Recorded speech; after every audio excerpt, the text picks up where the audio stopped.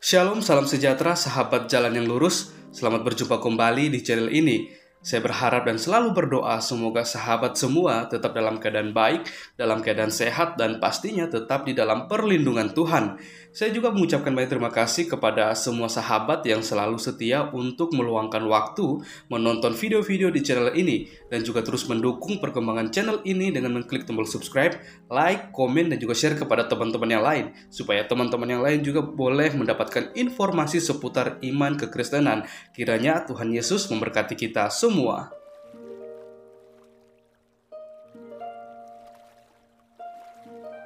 Sahabat yang diberkati dan dikasihi oleh Tuhan kita Yesus Kristus, sangat disayangkan jikalau masih banyak orang di luar sana yang masih saja mengusik-musik iman kekristenan, di mana kalau kita melihat begitu banyak para mualaf yang ketika mereka berpindah keyakinan, bukannya mereka lebih mendalami tentang iman dan keyakinan mereka yang baru, bahkan juga Al-Quran yang menjadi pedoman hidup mereka, malahan mereka lebih tertarik membahas atau mengusik-musik iman kekristenan dengan mencari-cari kesalahan di dalamnya. Bahkan mereka juga belajar Alkitab, membaca bukan untuk mencari kebenarannya, akan tetapi mereka berusaha mencari kesalahan di dalamnya, dan mereka juga mentafsirkan ayat-ayat Alkitab dengan sesuka hati mereka, dan kemudian mereka jadikan hal itu untuk menyerang iman kekristenan. Dan hal inilah yang selalu di mana para apologet Kristen berusaha untuk meluruskan setiap tuduhan dan kesalahpahaman, dan juga orang-orang yang selalu berniat untuk menyerang iman kekristenan supaya mereka mengerti dan memahami tentang kebenaran yang sesungguhnya yang terdapat di dalam Alkitab dan keselamatan yang telah disediakan Allah melalui Yesus Kristus, seperti itu. Dan di kesempatan kali ini kita akan menyaksikan dan melihat bagaimana para apologet Kristen yang sering muncul di dalam debat-debat, dan juga para polemikus yang sering juga muncul di dalam debat-debat, mereka akan bertemu di satu room dan mereka akan membahas tentang iman keyakinan mereka masing-masing. Maka dari itu, tanpa berlama-lama, mari langsung saja kita simak debatnya, dan saya berharap kita semua bisa mengikuti debat tersebut dari awal hingga pada akhirnya supaya kita tidak salah paham, gagal paham, dan kita juga boleh mendapatkan sesuatu yang bisa memberkati kita. Selamat menyaksikan, Tuhan Yesus memberkati. Berlawanan, misalkan Islam dulu bertanya menjadi Kristen dulu bertanya, kalau Kristen dulu bertanya dibalik menjadi Islam bertanya. Oke? Siap. Selesai closing statement. 5 menit. Jadi pertanyaan 2 menit Pak, nanti menjawab 5 menit gitu ya? Iya, betul. Siap. Tolong dicatat ya bagi yang bertanya maupun yang untuk menjawab, dicatat pertanyaannya jadi jelas, nggak berulang-ulang, menghemat waktu. Nah, topik yang ditanyakan dari Islam tidak berubah ya. Siapa hakikat penyembah iblis? Oke? Nah, kalau dari Kristen mempertanyakan temanya tuh Nabi Isa adalah Tuhan, betul kan? Oke, topiknya itu betul ya, nggak ada yang salah ya? Oke. Iya. Sudah jelas semua nih peserta, ada yang mau ditanyakan? Jadi ini 2 topik gitu maksudnya? Iya. Oh. Jadi kan Islam kan topik yang diajukan kemarin tuh siapa hakikatnya penyembah iblis. Sedangkan dari Kristen mempertanyakan statementnya Nabi Isa adalah Tuhan. Oke, ada yang ditanyakan lagi? Pres atau Bung Rifa atau Raja Debat atau Tuposi KG? Enggak ada. Lanjut aja mengalir nanti. Oke, jadi untuk moderator dari Kristen itu adalah RBN. Moderator dari Islam adalah Awi atau akun random ya. Saya host akan netral dan moderator juga harus netral. Terus Budak Angon saya sebagai apa? Moderator. Oh, Budak Angon sebagai apa ya? Enggak, pengamat lah istilahnya dari Islam gitu loh. Karena kan jatahnya 4 katanya. Oke, kita 5. Jadi saya memberikan wewenang penuh kepada moderator baik dari Islam maupun Kristen. Ketika salah satu pihak tidak menjawab dengan dalil, itu perlu ditegur. 1. Kedua, ketika membuat keributan, kericuan yang terus berputar-putar itu, beri peringatan 1 kali, 2 kali, ketiga kali, tendang. Tegas ini, saya yang akan tendang sendiri. Kalau tidak bisa ada ketegasan begini, nggak ada ketertiban, untuk apa kita diskusi di sini? Diskusi di TikTok aja biasa barbar. Oke? Jadi jelas, tidak ada keributan, disiplin yang benar. Boleh bertanya tajam dengan dalil dan dijawab dengan dalil. Tapi kalau misalkan bikin kerusuhan, saya yang tendang sendiri langsung. Saya sendiri sebagai host, saya akan tendang. Nggak urusan. Demi apa? Supaya lancarnya ini tertib. Tidak amburadul. Ya. Jadi saya akan diam. Saya beri wewenang penuh pada moderatornya, baik kepada Awi akun random maupun kepada Layer Band. Ada yang ditanyakan? Satu lagi Pak, sebelum waktunya dilarang buka mute ya. Baik dari Kristen maupun Islam. Saya tegas di sini ya, jangan sakit hati nanti kita. Pokoknya itu mengundang kerusuhan, tidak boleh sebelum waktunya. Ya, paham teman-teman semua ya? Terima kasih. Oke, ada yang ditanyakan lagi? Terima kasih. Ya. Ada. Terus kan ini 2 topik. Terus nanti opening statementnya gimana? Pakai opening Ya statement? masing-masing lah. Masing-masing. Misalkan begini loh. Kores kan mewakili Islam. Itu kan topiknya apa tuh tadi? Mbak Iblis sama Nabi Isa Tuhan atau bukan? Oh enggak. Jadi begini, ketika Kores opening statement, siapa hakikat penyembah iblis, berkutatnya pada itu. Nanti si Hale sama Toshikage itu Nabi Isa adalah Tuhan, seputar itu. Oke? Coba kalau begini Bang John, ini kan di seberang pun kan bicara tentang ketuhanan juga ya. Ujungnya pun dari Kristen bicara tentang Isa itu Tuhan apa tidak. Satukan aja judulnya, berarti ini bicara tentang konsep ketuhanan. Gitu loh, supaya nggak ada kebingungan buat teman-teman itu. Jadi berubah temanya. Bukan maksud gua gini ya. Penyembah siapa? Penyembah. Itu kan kita nih opening statement penyembah iblis. Kan gitu tuh. Penyembah iblis begini dan begitu. Terus nanti Kristen opening statement soal Nabi Isa Tuhan atau itu nyambung itu. Kan masing-masing. Coba dulu deh. Masing-masing. Ya udah, jalan dulu aja deh, jalan dulu. Coba saya ini dulu terakhir dulu ya. Jadi begini, ini kan kemungkinan nanti Muslim yang duluan bertanya, ya kan? Artinya makanya bukanlah opening statement masing-masing tentang topik siapa yang menyembah iblis. Dari Islam duluan, nanti dari Kristen. Kan yang terakhir nanti closing statement kan pasti Kristen nih, karena di Kemal Kristen ya. Jadi setelah opening statementnya dari pihak Kristen, baru mulai pihak Islam bertanya 2 menit, menjawab 5 menit. Begitu. Masuk ke topik kedua nanti. Topik kedua adalah Nabi Isa Tuhan atau bukan. Opening statement lagi dari pihak Muslim untuk memberikan bantahan Kristen dulu. Kristen dulu opening statement tentang tema itu.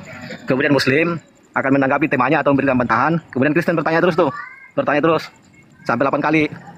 Setelah itu closing statement lagi. Nanti closing statement pertama Muslim. Closing statement terakhir nanti dari pihak Kristen, karena ini kan di Komal Kristen. Gimana? Oh, jadi topik penyembah iblis Kristen opening statement kita langsung nanya gitu maksudnya? Enggak, kita duluan yang opening statement karena kita yang bawakan tema itu. Kita duluan yang opening statement. Nanti Kristen lagi yang opening 5 menit. Setelah itu baru. Kang Awi gini mungkin. Gini. Kayaknya biar kita nanti ke fokus ke pertanyaan yang akan dibangun, otomatis sekarang aneh kan kecenderungan Muslim ditanya dulu nih. Atau bertanya dulu nih. Saya tanya dulu. Bertanya dulu kecenderungannya, kemungkinannya. Katanya Muslim bertanya, berarti otomatis teman-teman Kristen yang open statement, kemudian langsung pertanyaan jawab. Gimana? Gitu dong. Itu narasinya ya? dari Islam dong. Narasinya kan dari Islam. Kalau nggak ada narasinya kita mau nanya. Betul. Narasi Muslim berarti Kristen yang bertanya nanti kan. Islam menjawab seterusnya selama 1 jam. Selesai itu nanti Kristen yang bikin open lagi statement, Islam nanya, Kristen menjawab sampai selesai. Betul ya? Begitu kan? Biar terfokus dulu kepada satu permasalahan dulu, karena ini bentuknya dua tema jadinya. Saya pikir satu tema akan dibahas berdua gitu loh, dua muka, ternyata kalau begini satu muka kan jadinya. Apa yang kami sodorkan, ya kan? Kemudian teman-teman mempertanyakan apa yang kami ungkapkan, kami menjawab apa yang dimaksud dalam pernyataan awal, kalian bertanya, memaksimalkan. Nanti setelah itu 1 jam kemudian adalah kalian beropen statement, kami mempertanyakan, begitu kan? Pak host maksudnya? Ya gimana itu peserta aja, tergantung peserta gimana. Oke? Ya saya sepakat dengan Pak Raja tadi, Pak Raja Debat, Kang Hale. Mungkin itu yang dimaksud Kang Hale ya. Pembicaraannya host gimana pembicaraannya supaya kalau yang sudah terjadi sih yang kemarin harusnya satu topik aja Pak, dipilih aja yang mana mau bicara siapakah penyembah iblis udah. Nah saya pikir gitu Kang Erben. Toshikage sama Raja Debat siap toh. Ya siap-siap aja. Mengalir. Oke, kalau siapnya kalian dua mainkan aja lah. Ya udahlah, mainkan aja. Jadi kita lagi Pak John. Ini kan ada bertanya 2 menit, menjawab 5 menit, menanggapi jawaban ada berapa menit Pak? Ada nggak sesi menanggapi jawaban? Jadi artinya saling bertanya. Jadi artinya di sini bukan saling bertanya 2 menit membantah, baru gilirannya bertanya balik, dibantah, dijawab gitu. Iya, itu berkelanjutan selama 1 jam. Membantah dan menjawab sekaligus lah itu berarti ya. Baik. Iya. Oke. Izin menengahi dulu biar izin dulu. Sepertinya begini Bang Erben. Kita fokus kepada satu pihak dulu bertanya terus 2 menit itu. Biar aja menjawab yang 5 menit itu. Terserah di pertanyaan berikutnya mau mempertajam atau menanggapi itu urusan lain.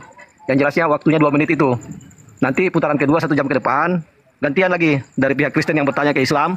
Islam menjawab 5 menit. Begitu aja ya Pak Jon ya. Kalau iya memang nanti, begitu. Jadi repot itu kan waktunya. Iya. 1 jam tuh khusus misalkan nih Islam mau bertanya dulu 1 jam Islam bertanya. Ya. 2 menit bertanya, 5 menit menjawab. Itu. Iya. Oke? Sudah siap? Iya. 8 kali itu. 8 kali bertanya, 8 kali menjawab. Iya. Jadi ini moderator mencatat ya, lebih kurang tuh 8 kali pertanyaan per 1 sesi. Kalau misalkan setiap sesi ada 2 pertanyaan, berarti ada 16.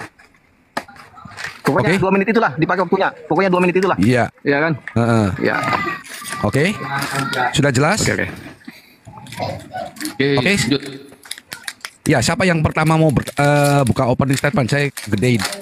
Ya Islam dong, kan tadi kan narasinya yang itu dari Islam. Ya, siapa yang mau bicara dulu? Kores atau? Silakan, Pera. Kores. Ini yang pertama apa topiknya? Siapa penyembah iblis? Oke, penyembah iblis ya, oke. Berapa menit nih? 5 menit 1 orang ya? Langsung nyerang gitu opening statementnya? Enggak, ini 1 orang 5 menit ya? 5 menit berdua. Oh. 5 menit berdua. Oh. Jadi waktu dijalankan setelah bicara ya. Silakan. Ya. Oke lah. Bismillahirrahmanirrahim. Ya, selamat malam. Di sini walaupun masih kasar ya 2 menit salah gitu. anonimus. Hah? Oh ya, lanjut betul 5 menit ya.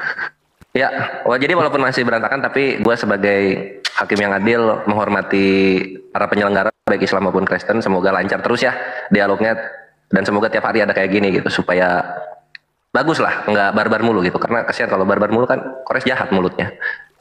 Kita langsung aja ke topik kawan-kawan. Mengenai penyembah iblis, kita harus melihat dulu bahwasanya di Islam iblis itu adalah ciptaan gitu, dan Allah Azza wa Jalla adalah Sang Maha Pencipta.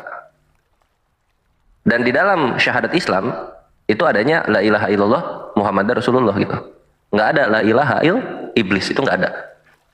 Lalu kemudian dalam surah Al-Hijr juga dinyatakan di 52, iblis ini mempunyai Tuhan, yang dimana iblis meminta untuk ditangguhkan untuk membawa teman-temannya masuk ke dalam neraka jahanam gitu.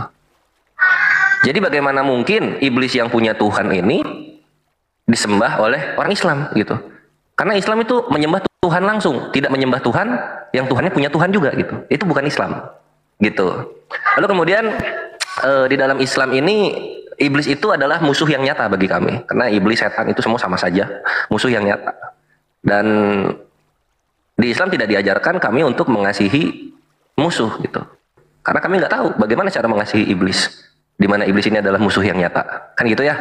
Nah, maka dari itu nanti kita akan breakdown lebih jauh siapa sih sebenarnya yang menyembah iblis ini gitu. Seberapa vital iblis ini bisa menyelamatkan roh pada hari Tuhan. Seberapa vital iblis ini bisa membuat para penghujat-hujat jerak dari hujatannya. Dan seberapa vital iblis ini melakukan karya keselamatan bagi manusia nantinya gitu. Itu aja dulu paling. Silakan Unik. Bismillahirrahmanirrahim. Assalamualaikum warahmatullahi wabarakatuh. Selamat malam. Iblis dari kata belasa terputus dari rahmat Allah. Nama atau gelar bagi petinggi jin yang bernama Azazil yang tidak mau patuh kepada Tuhan.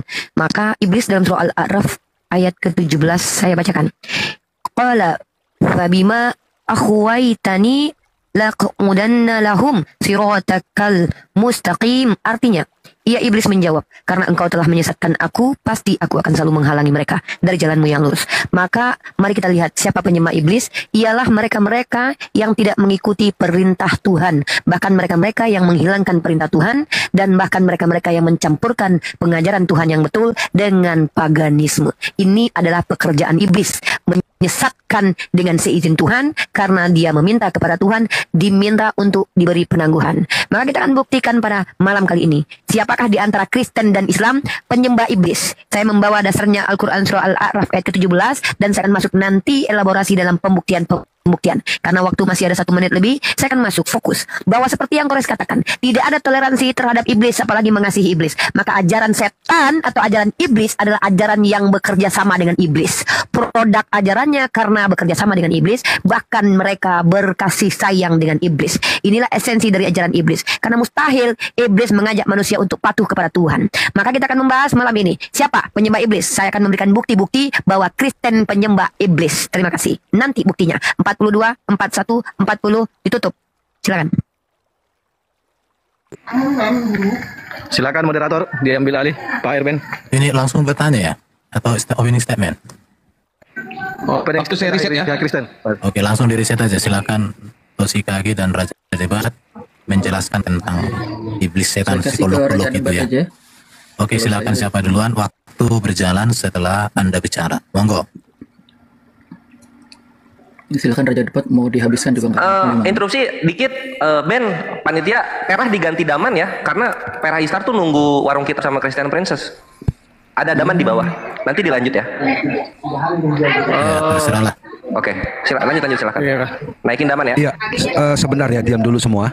Ini Budak Angon kemana nih? Pertama, itu kedua, saya mewakili dari Kristen, saya minta ke teman-teman Kristen supaya tidak ada report-report ya. Yang di atas ini tidak ada yang report-report. Bang, Silakan, akun random noise. Ya, silakan Budak Angon ataupun akun random. Damannya belum ada. Ini untuk dihimbau pada teman-teman Islam ya. Silakan Budak Angon. Oke. Ya. Oke.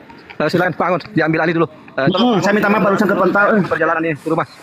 Mana sih Daman, silakan naik Daman. Kang Daman naik dulu, bantuin dulu biar sama Utiripa dulu. Mohon maaf Utiripa ya, sementara naikin Kang Daman dulu. Ini fokus ke kasusnya agak belibet juga. Saya juga baru bangun juga, mohon dimaklum. Utiripa mohon maaf ya, nggak apa-apa. Silakan Kang Daman naik. Permintaan. Dan saya minta namanya siapa? Daman atau apa namanya? Minta apa aja, minta nanti cek di permintaan. Kang Daman monitor. Mohon maaf ya host, teman-teman semuanya dimaklum kita pertama perdana ini. Semoga ini siapa ini? Pejuang rantau, itu namanya Daman. Yang namanya Daman itu pejuang rantau atau apa ini?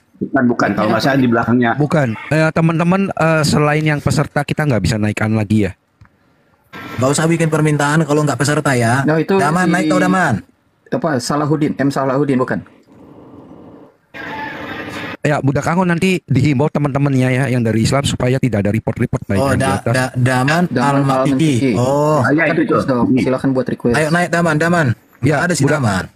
Budak Angon silakan dibilang dulu pada teman-teman itu ya, nggak ada report-reportan gitu loh. Ini kita mendidik ya. Baik. Bismillahirrahmanirrahim. Iwan Pilar rahimakumullah lebih khusus Iwana, para sahabat muslim.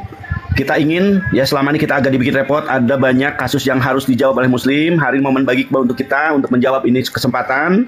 Masing-masing diatur sedemikian rupa. Kami sudah sepakat dengan Pak Timothy, Pak RB dan teman-teman untuk biarkan komunikasi seperti ini. Maka saya harapkan teman-teman menjaga diri, bikin tulisan-tulisan chat yang sesopan mungkin, ya, pertonton bahwa kita Islam mampu bersikap dengan lebih bijaksana dan tidak ada istilah repot-repot.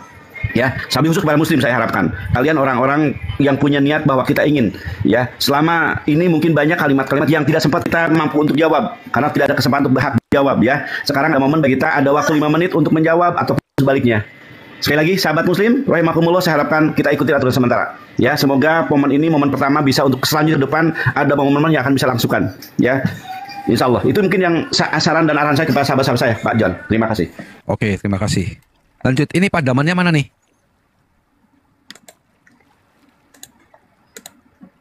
Sebentar dia ganti akun. Tuh, God the Barter itu diangkat itu. Gold the Barter angkat warna kuning itu.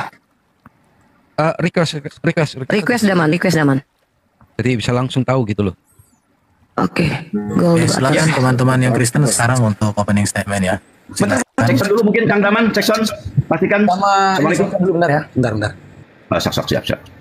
Sebentar host, mohon maaf ya teman-teman. Kita pertama harus ada persiapan, maaf kalau ada ketidaknyamanan untuk semuanya. Sudah siap? Bentar, baru nyelesain, bentar. Sen laptop dulu, bentar lagi. Nah, ini kan lagi bunyi deh, sabar ya. Open statement udah terjadi Kang ini ya. Belum. Kang Arben ya. Opening statement Islam sudah, yang bukan Kristen. Kristen bukan nanti aja Kang, opennya Kang. Setelah kita selesai baru open. Apa fokusnya sama ya? Topiknya ini juga sama berarti ya, sepakatnya ya. Terus terang kami juga masih agak-agak canggung karena tidak seperti yang dulu kami ada di Zoom gitu. Tapi ini bukan berarti kita saling menyalahkan, kita saling menyesuaikan aja dulu. Oke, saudara-saudara, para penonton dimanapun Anda berada, selamat menunggu, selamat melihat. Ada tulisan, bacalah tulisan itu ya kan. Kalau tidak ada suara, dengarkanlah suaraku ya kan. Teman-teman, jangan lupa. Bentar dulu, Host. Apa? Kenapa, Host? Monggo. Enggak, lanjut. Oke, karena temanya ini tema yang gimana gitu ya.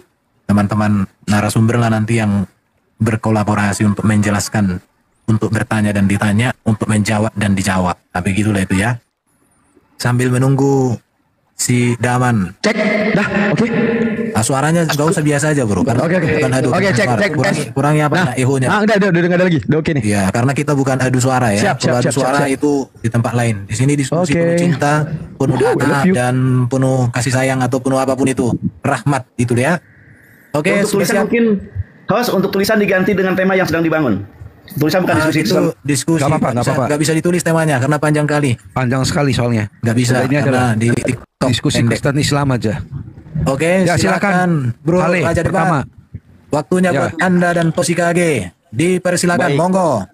Baik, salam buat semua ya, saudara saya Kristen dan semua saudara kita walaupun kita beda agama ya, tetap saudara, sebingkai dalam Bhinneka Tunggal Ika ya. Baik, kita akan bahas kali ini sesuai tema siapakah penyembah iblis ya. Maka kalau bicara penyembah iblis, kita harus deteksi umatnya dan sesembahannya ya. Tetapi puji Tuhan kalau di kekristenan memang luar biasa. Saya bukakan dari Yeremia ya 29 ayat 11. Sebab aku ini mengetahui rancangan-rancangan apa yang ada padaku mengenai kamu. Demikian firman Tuhan, yaitu rancangan damai sejahtera dan bukan rancangan kecelakaan. Oke.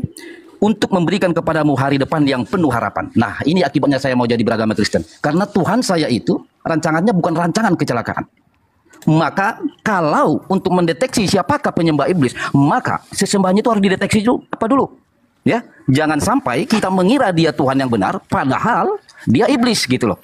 Sebab di dalam Alkitab juga dijelaskan, waspadalah, sebab iblis pun akan menyamar sebagaikan malaikat terang. Dan kebiasaan iblis ini selalu memberikan ada dua porsi teman-teman. Maka harus waspada. Pertama, dia memberikan madu dan dia memberikan racun. Maka ketika ada umat yang sudah meyakini itu, maka ketika kita tunjukkan racun, maka dia akan bilang, loh ini kan ada madunya, nggak mungkin racun. Lalu kalau kita tunjukkan dia punya racun, dia bilang ini ada madunya. Dan begitu juga sebaliknya. Maka dia akan sulit keluar dari situ. Itulah pekerjaan iblis. Oke? Nah, selanjutnya, kalau kita untuk mengenal Tuhan yang benar dan bukan iblis, coba kita lari sedikit kepada kitab undang-undang pidana. Oke? Kitab undang-undang pidana saja teman-teman. Bahkan di sana dikatakan apa? Barang siapa ikut serta dalam rancangan kejahatan, maka dia bagian dari kejahatan. Ingat, ya. Dalam undang-undang pidana, ya, menurut pasal 104 106, kerjasama melakukan tindakan kejahatan adalah bagian dari kejahatan. Coba kita bandingkan. Jikalau undang-undang pidana saja, ya, menurut kenegaraan saja mampu mengetahui, mendeteksi bahwa yang ikut merencanakan kejahatan adalah bagian kejahatan. Lalu kembali kita kepada kitab suci. Jikalau ada Tuhan yang dia adalah bagian rancangan kejahatan, maka sudah pasti itu iblis. Sudah pasti iblis. Makanya hal sederhana sebenarnya. Kalau dari kekristenan, apakah Tuhan Kristen menciptakan iblis? Tidak. Selesai sudah. Bahwa kita adalah penyembah Tuhan yang benar. Tetapi kalau ada agama yang mengaku bahwa sesembahan dia menciptakan iblis, maka dia adalah iblis. Maka saya bilang tadi, bagaimana mungkin rancangan Tuhan itu bisa ya diketahui oleh undang-undang pidana kita? Undang-undang pidana kita saja sanggup mengetahui bahwa perancang kejahatan adalah bagian kejahatan. Jadi kalau ada yang menciptakan kejahatan, itu udah pasti iblis. Gak usah basa-basi, iblis itu. Ya, nah beda sekali dengan kitab suci kita ini. Sampai dinyatakan di dalam Yeremia ini bahwa dia adalah rancangan damai sejahtera. Maka konteks damai sejahtera ketika dasar iman kekristenan tidak dibangun dalam hal Tuhan yang menciptakan iblis, maka Tuhan Kristen tidak mampu direncanakan untuk dipaksakan bagian dari kejahatan. Karena dia nggak menciptakan iblis. Sebab iblis hakikatnya adalah kejahatan, kerusakan, pembunuhan, penganiayaan. Ya, itu bicara sifat nanti. Ya, nanti akan saya jelaskan itu panjang lebar. Ini konteksnya jadi bicara sifat nanti. Ya, bagi agama yang tidak mengenal konteks dalam sifat, maka dia akan terjebak. Maka dia penyembah iblis. Ya, jadi perhatikan teman-teman, hukum pidana kita saja mengajari kita, barang siapa ikut melakukan tindak kejahatan atau perancang kejahatan, dia bagian dari kejahatan itu. Masa iya sih kitab suci kalah dengan kitab undang-undang? Begitu teman-teman. Masih ada waktunya? Dosi KG 30 detik, silakan gunakan. Ya, silakan. Ya. Jadi apalagi kalau yang merancangkan itu mengutus ya iblis ya. Ya itu kejahatan itu. Yang merancangkan kejahatannya. Dan saya cuma mau mengatakan bahwa tentang penyembahan ya, penyembahan itu bagian dari ortodoksi ya. Jadi kebenaran agama itu pertama dari ortodoksinya. Di situ akan melahirkan ortolatria, yaitu penyembahan dan Oke, waktunya habis. Oke, sekarang waktunya Kristen bertanya, Islam menjawab. Pertanyaan 2 menit, jawaban 5 menit. Diawali dengan pertanyaan. Siapa yang bertanya? Raja Debat atau Susi KG? Kesepakatan Anda. Bentar. Interupsi. Nggak ada sesi menanggapi argumen masing-masing ya? Langsung ke pertanyaan aja, Uniripa. Oke. Ya, silakan Raja Debat buat maksimal 2 pertanyaan. Setelah disampaikan 2 pertanyaan, kalau ada waktu sisa boleh digunakan untuk memberikan pemaparan atau apapun itu. Tapi 2 pertanyaan saja, monggo. Baik. Pertanyaan saya sederhana sekali. Apa nama dan tempat singgasananya Allah orang Islam? Itu yang pertama. Yang kedua, apa nama singgasana tahtanya iblis? Tolong nanti saudara Islam jelaskan itu. Sebab kita akan mendeteksi nanti sejauh mana Tuhan yang benar atau ada yang ngaku-ngaku Tuhan. Tolong nanti itu dijawab pakai dalil. Oke, silakan. Itu pertanyaan pertama, masih ada waktu. Tosi KG, pertanyaan kedua. Ya, jadi tadi ya, saya sih cuma mau melanjutkan sedikit ya, saya menggunakan waktunya aja. Untuk suaranya dikencangkan. Iya, jadi kalau penyembahan itu bagian dari ortodoksi ya, bagian dari doktrin. Dari doktrin ortodoksi itu akan melahirkan ortolatri, penyembahan, dan ortopraksi. Ortopraksi itu adalah prakteknya. Kalau dari prakteknya, orang-orangnya seperti apa? Kita tahu ortolatrinya itu pasti salah gitu ya. Kalau misalkan ortodoksinya salah, ya doktrinnya salah, maka penyembahannya pun salah dan dalam kehidupannya praktek keagamannya pun akan salah. Ya, jadi saya sih berpikiran gitu. Dari doktrinnya benar, penyembahannya akan benar dan praktek keagamannya akan benar. Ya, jadi di sini tadi Raja Debat sudah menekankan Tuhan kita itu Tuhan yang tidak menyesatkan umatnya, dia yang malah merancangkan apa yang baik bagi umatnya, rancangan damai sejahtera, bukan kesesatan. Ya, saya cuma menambahkan itu, saya nggak bertanya, tapi kayaknya pertanyaan dari Raja Debat itu aja udah cukup ya, karena dari situ kita menggunakan ini aja nanti ya, kita jawab dari situ. Lanjut. Oke, waktu pertanyaannya hanya 1 saja, waktu 5 menit untuk menjawab dan sekaligus menunjukkan data. Siapa yang duluan? Apakah Uniripa atau si Darman? Monggo, kalian tentukan. 5 menit. Oke, bisa. Nah, ini bakal lama kalau saya nunjukin data. Kalau mau saya ambil kitabnya. Namanya kitab Bayani. Oke. Di mana Al-Qur'an itu diturunkan tidak di Bogor, tidak di Ciamis, pasti dalam konteks bahasa Arab. Nah, kebalik gimana? Kebalik monitornya. Iya, ini nggak bisa dibalik. Cuma di room saya yang bisa dibalik ini. Tapi insya Allah bisa dipahami. Oke. Sekarang gini. Waktu. Oke, di dalam ilmu bayani ada beberapa untuk memandang majazi, untuk memandang sesuatu itu majas dengan karinah mani'ah. Ada yang namanya istiarah, kinayah, tasbihat, dan mursal. Oke, ada satu wakulu nasin auhama tashbiha, awilhu aufawid warum tanziha. Jadi apabila jika ada pemahaman Al-Quran yang membawahi daripada pemikiran Allah itu serupa dengan makhluk, maka boleh ditakwil, maka boleh ditafwid. Di mana pertanyaan tadi yang saya catat, apakah nama singgasana Allah? Benar pertanyaan itu jika Tuhan bertempat. Pertanyaan itu akan benar jika Tuhan bertempat. Sekarang pertanyaan saya untuk diri saya sendiri. Wah, jika sebenarnya Tuhan bertempat, maka tempat itu akan lebih besar daripada Tuhan. Maka akan menjalahi konsep ketuhanan yang maha besar. Maka itu tolakkan dalam akal. Namun, bagaimana kemudian kita mensiratkan pemahaman tersebut? Para ulama, ini pendapat daifnya dulu sebelum pendapat yang kuat. Pendapat daifnya, kinayah. Kinayah itu sindiran. Seakan-akan menisbatkan sesuatu yang abstrak kepada sesuatu yang konkret. Kayak contoh kita ngomong dalam bahasa Indonesia, jangan ke lorong itu. Seandainya kamu ke lorong itu, kemudian kamu jumpa iblis, kita ngomong, wah kalau gua ketemu iblis, gua senyumin dia biar dia ketawa lihat gua. Di mana kita belum pernah tahu iblis bagaimana, kemudian menyandarkan bahwa dia bakalan tersenyum, padahal kita nggak tahu iblis itu bagaimana. Oke, selanjutnya kepada Allah.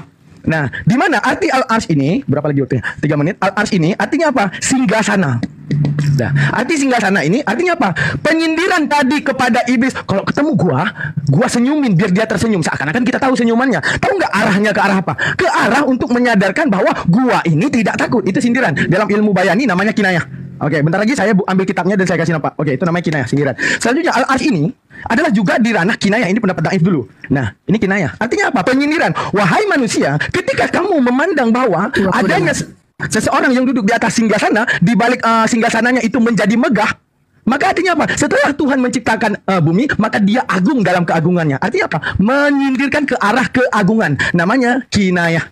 Oke, nah ini pendapat Daif. Tapi para ulama ijma, para ulama masalah al-arsy, para ulama memutuskan untuk metode tafwid. Artinya apa? Diam dan terima. Insya Allah suatu saat Allah akan mengungkap segala yang dinamakan kegaiban Tuhan. Oke, pendapat yang kedua tentang al-arsy. Berarti menunjukkan apa ya? Pemahaman halil tentang arsy itu tempat salah. Jadi bukan tempat. Oke, yang terakhir pendapat para ulama yang Daif lagi bahwa ini langit dan bumi ya dijunjung oleh arsy yang kemudian diangkat oleh 4 kanzul arsy. Oke, di mana Tuhan di luar semua ini tidak bertempat, tidak berdimensi, tidak berwaktu dan tidak berapapun. Tapi ini juga ditandai dengan Daif. Para ulama lebih mengatakan itu wallahu alam. Dalam artian apa? Biar suatu saat Allah mengangkat keghaiban tersebut. Oke, silakan sedikit Aman. Lanjut. Matikan dulu waktu, jangan diambil semua. Oke, silakan matikan waktunya. Oke, saya mau buka data. Saya di sini bukan sekedar menjawab. Kalau ditanya Allah bersinggasana di mana? Allah beristiwa alal arsy, simple. Oke, saya mau tunjukkan kebohongan di sini ya. Oke, siapa bilang? Mohon maaf. Menjawab Islam. Iya, saya menjawab. Saya tidak mau terjadi penipuan ya. Jangan bohongi kami umat Islam yang mengatakan Tuhan kalian tidak menciptakan iblis. Mohon maaf Uniripa yang ditanya iman. Ya jangan menipu lah. Saya mau membongkar penipuan. Masa katanya Tuhan tidak menciptakan iblis? Loh, kok Erben? Ini diskusi akademis. Kita tidak membiarkan penipuan. Jawaban sudah diberikan Daman. Saya mau menunjukkan bahwa apa yang disampaikan haleluya dusta. Inilah si Lonti ini terus. Sebentar, ini waktunya Islam menjawab. Waktunya kamu menjawab dari Islam, bukan waktunya kamu. Kasih dulu saya bertanya terus. Saya tuncang dulu mulut si Lonti ini. Nanti kamu ada waktunya bertanya. Dengarin ya. Tolong nanti ini kenapa kok begini? Masa saya harus mendengarkan penyesatan di sini? Sabar. Itu ada waktunya kita itu. Ini kan waktu saya. Kenapa saya diganggu? Saya tunjukin data. Kalau kalian menipu kami, kalian bilang Tuhan kalian tidak menciptakan iblis. Sabar. Oke, turun. Kalau nggak bisa dulu saya tengahin dulu. Ini gimana ini diskusinya kok kayak gini? Bentar. Kamu itu menjawab dari Qur'anmu, bukan menjawab dari Alkitab. Sebentar dulu Pak Irben. Sebentar ya.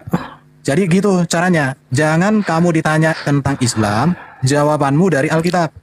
Nanti setelah selesai sesi pertama ini, kamu bertanya tentang Alkitab sebanyak-banyaknya, sepuas-puasnya. Ada 8 sesi pertanyaan. Berarti ada 16 pertanyaan. Siapkan. Dan nanti orang Kristen akan menjawab dari Alkitab. Bisa menurut aja Pak Kang Ebe. Tolong dong kita ada peringatan dulu. Ya bayan, di mana ini bukan ilmu menerangkan Al-Quran. Oke, ini bukan ilmu yang menerangkan tentang Al-Quran, tapi ini adalah sebuah ilmu tentang majas. Kalau kita dalam sastra bahasa Indonesia ada personasi, ada hiperbola, dan segalanya menunjukkan ada majas ironi. Di dalam bahasa Arab juga memandang majas, memandang kinayah, memandang sindiran. Nah, yang saya bahas tadi di dalam halaman 26 masalah pembahasan kinayah di dalam bahasa Arab. Nah, apa itu kinayah? Artinya apa? Lafal yang direncana dengannya lafal, lafdu uridu biha, uridu bihi lazimu ma'nahu ma'a jawazi iradatul makna hakiki. Artinya apa? Boleh difikirkan kepada makna hakikat, namun boleh juga difikirkan di atas makna sindiran ataupun makna majas. Dengan cara tidak ada karinah mani'ah, artinya tidak ada akal yang menolaknya. Contoh gini, kalau saya ngomong kata-kata kambing, saya lihat kambing di hutan, maka itu kambing yang sebenarnya. Kalau saya ngomong saya lihat kambing tadi main bola bersama saya di dalam lapangan futsal. Dengan adanya narasi lapangan futsal itu membatasi akal bahwa itu hal yang sebenarnya. Sama seperti dengan narasi yang tadi, Tuhan duduk di atas aras. Ketika disebutkan laisa kamitslihi syai'un, itu menjadi karinah daripada makna hakikat bahwa Tuhan itu tidak bertempat. Maka narasi Halil mengatakan apa nama singgasana Allah, maka akan terjawab jika Tuhan bertempat. Nah, di Islam Tuhan tidak butuh tempat untuk kemudian dia berada dalam keagungannya. Sekian dari kami Muslim. Terima kasih. Oke, terima kasih untuk teman Muslim yang sudah memberikan pemaparan dari pertanyaan. Saya harap dua temanku Kristen persiapkan dulu pertanyaannya atau bantahannya dengan baik supaya langsung ditunjukkan cas-cis-cus. Ada waktu 2 menit untuk memberikan pertanyaan baru boleh, sekaligus juga untuk menyanggah apa yang disampaikan tadi boleh. Tapi waktunya 2 menit. Bicaranya cepat, tepat, dan akurat. Monggo dipersilakan. Waktu berjalan saat Anda berbicara. Monggo. Oke, baik. Oke, baik teman-teman ya. Mungkin tadi peluru saya itu sangat menyakitkan, padahal itu masih sedikit ya. Udah terjadi goncangan. Baik.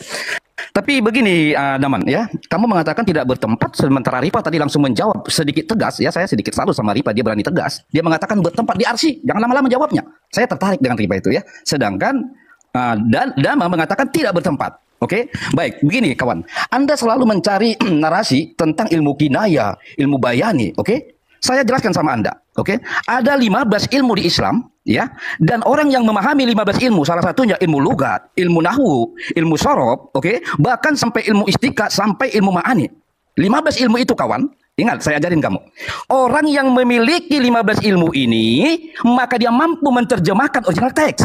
Oke? Jadi, di sini konteksnya bukan untuk menemukan kalimat yang tepat, ya, tetapi menjadikan kalimat yang tepat sesuai dalil, sesuai original teks, maka dibutuhkan 15 ilmu tadi. Contoh bagaikan ilmu ma'ani tadi, ilmu bayaan. Saya tahu itu kawan. Jadi jangan berputar-putar di situ, oke? Santai saja kamu. Pertanyaan jadi, bro, saya, waktunya tinggal 40 detik. Baik, pertanyaan saya belum dapat jawaban. Tolong berikan ketegasan. Apa nama dan tempat singgahsana itu? Karena yang saya temukan dari 5 mengatakan ada tempat arsy. Yang satu mengatakan tidak ada. Tetapi nama singgahsana belum saya temukan jawabannya. Oke? Tolong dong. Oke, pertanyaan kedua masih ada 20 detik. Monggo. Saya rasa Pak Erben itu aja, karena itu pun sudah membuat mereka agak sedikit apa ya, kita kasih keringanan lah gitu. Biar mereka agak berangin gitu kan.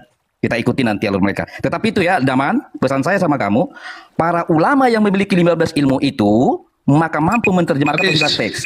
Oke. Oke, waktunya habis. Waktu 5 menit. Siapa ini menjawab, Daman? Uni menjawab. Silakan ya. Oke, saya menjawab ya. Inilah dia, kalau terbiasa menyembah manusia, maka segala sesuatu tentang Tuhan harus sama dengan punya manusia. Contoh, ketika Tuhan dikatakan bersemayam, maka Tuhan harus punya tempat duduk, bahkan bergandengan tangan dengan papah ya, duduknya berdua-dua. Dan bahkan Tuhan butuh kerubim untuk duduk, bukan Tuhan umat Islam tidak seperti itu. Tuhan umat Islam itu laisa kamitslihi syai', artinya Tuhan tidak sama dengan apapun. Apa yang ada pada diri Tuhan tidak sama dengan apapun. Dimensi Tuhan tidak sama dengan dimensi manusia. Jadi ketika Daman mengatakan Tuhan kami tidak bertempat, itu betul. Ketika saya katakan istiwa alal aras, siapa yang mengatakan istiwa alal aras artinya bertempat di aras? Siapa yang berani mengatakan bahwa itu artinya bertempat?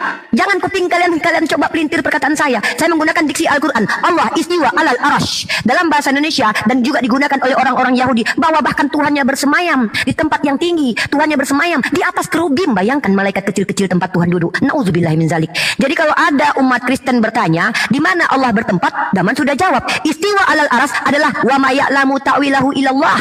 Boleh kami mentakwil bagi mereka yang berilmu dengan catatan mereka tidak menerjemahkannya secara absolut sebagaimana Haleluya mengatakan bahwa Tuhan itu punya bokong, punya dubur dan punya bulu, lalu bertempat duduk, plok, duduk, buang air besar Tuhannya. Nggak ada. Tuhannya umat Islam itu yang butuh keledai untuk duduk karena punya bokong sebelahan-sebelahan. Bayangkan bokongnya bertepuk dua-dua kalau duduk di atas kursi. Islam tidak mengenal Tuhan yang punya bokong duduk tempat kursi atau keledai. Jangan tantrum, baru sedikit jawaban. Jadi Islam tidak mengenal Tuhan seperti makhluk punya pantat, punya dobor dan punya bulu dan berkelamin. Jadi tidak butuh kursi dan keledai untuk duduk. Begitulah Tuhannya umat Islam. Allah datanya mana? Laisa kamitslihi syai'un. Allah itu bersemayam alal aras. Kenapa menggunakan kata bersemayam? Kata semayam bukan bahasa Arab, tapi yang bisa dipahami manusia. Bersemayam, Allah berkuasa akan segala sesuatunya. Tidak ada istilahnya umat Islam itu meyakini Tuhannya duduk di atas keledai, pantatnya bertepuk kanan, bertepuk kiri, di tengah-tengah ada duburnya. Na'udzubillahi min zalik. Maaf, Tuhan kami bukan makhluk.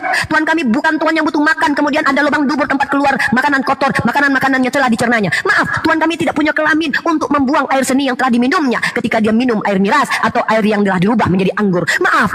Jangan samakan Tuhan kita. Oke? Nah, jadi langsung saja.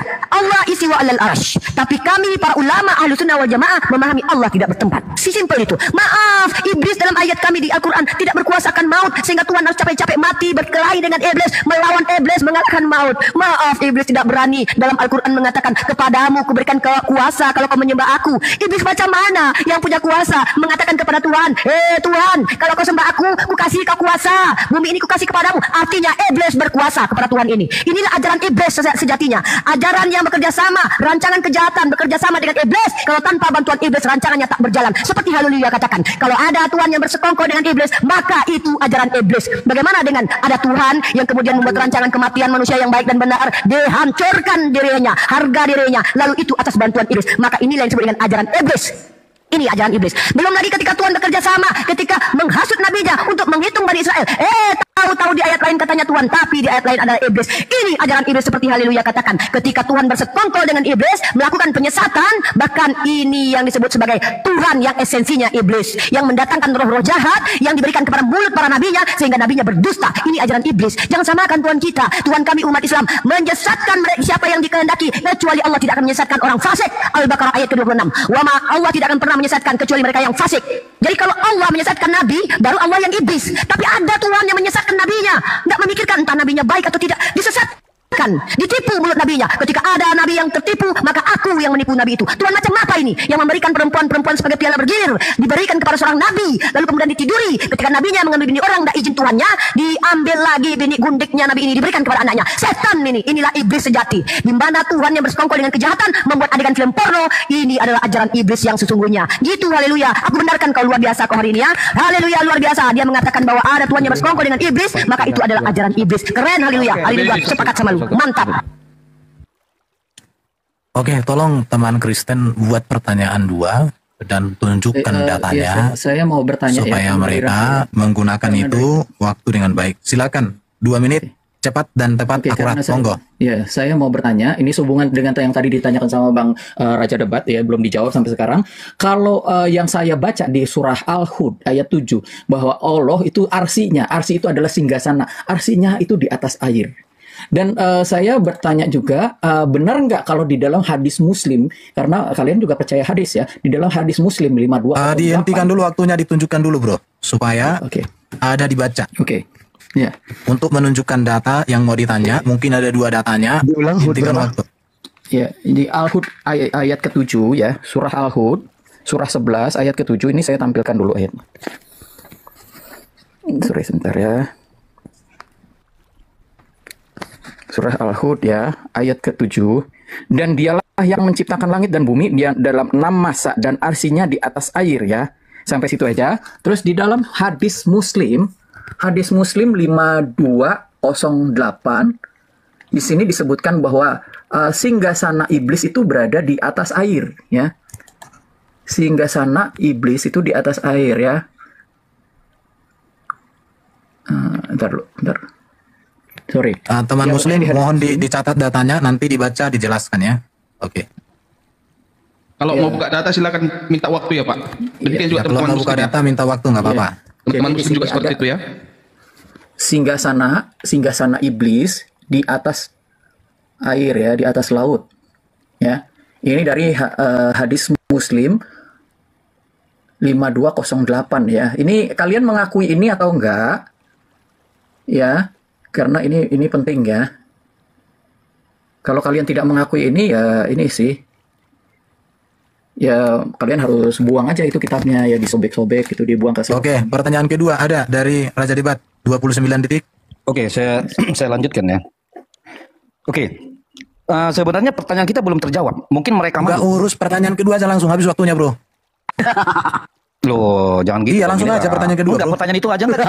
Ini lah, jangan dong. Gimana sih? Coba lah, saya juga tahu kok caranya gimana teman-teman ya. Santai lah. Ini masalah kecil ini manusia ini. Oke? Habis waktu saya. Habis. Oke, boleh langsung dijawab. Udah? Gimana nih? Halo teman-teman. Kan, Muslim mungkin bicara. Begitu kan? Ya, silakan. Oke. Jawab nggak Daman? Sekali lagi on fire nih Daman. Ya lah, on fire. Pelan aja. Di ayat tadi. Sebentar. Oh ya, Daman jelaskan hadis tadi ya. Sebentar. Bukan hadis, ayat yang dibawa tadi. Ketika bertanya itu dikeluarkan data dalilnya. Ketika menjawab juga dikeluarkan data dalilnya. Supaya untuk edukasi. Bukan hanya modal congor aja gitu loh. Ini saya sebagai hostnya ya. Silakan dilanjutkan. Oke, gini, kayak tadi masalah kinayah, tadi saya bawakan dalilnya. Kalau ini mau nanti bentar lagi saya bawa, gitu. Kitabnya dalam kitab Hamul Hawami. Nama kitabnya Hamul Hawami pada membahas huruf jar. Mana huruf jar? Al-bawamin wa ila wa fi wa an wal bakasam wa lamu wa ruba wa hu wa mus wa munzu wa hatta wa sya wa da wa khala. Mana salah satunya itu Allah. Allah di ayat tersebut, pemahaman Allah itu sama kayak kita contoh gini. Kalau kita dalam bahasa Indonesia kata dari ya. Kalau Allah kan atas. Kata atas dalam bahasa Indonesia ya satu, pemakaiannya atas doang. Tapi kalau seandainya di dalam pemahaman Arab itu menunjukkan apa? Allah ini ada yang namanya faidatul huruf. Setiap huruf itu punya faidah. Dalam kitab Hamul Awami bukan yang kitab yang menjelaskan Al-Quran, tapi kitab yang menjelaskan logawi bahasa Arab. Ya gimana? Al-Quran tidak turun di Bogor, Al-Quran tidak turun di Ciamis, Al-Quran tidak turun di Sulawesi, tapi turunnya di Arab. Maka yang kita pelajari ya konteks bahasa Arab. Allah ini ada faedah isti'la. Arti isti'la apa? Peninggian. Contoh, aku melihat ke atas langit, berarti langit itu berada isti'la, di atas kita tinggi. Yang kedua, adanya jihad arah. Apa namanya itu? Aku melihat mendengar sesuatu di atas genteng, itu arah namanya. Yang ketiga, makhudiyah, diambilkan di atas apa? Nah, artinya kita baca ayat tersebut. Dan dialah Allah, Al-Aziz yang menciptakan langit dan bumi pada 6 hari, dan adalah aras itu diambilkan di atas kehendak air. Maksudnya kehendak air itu gini.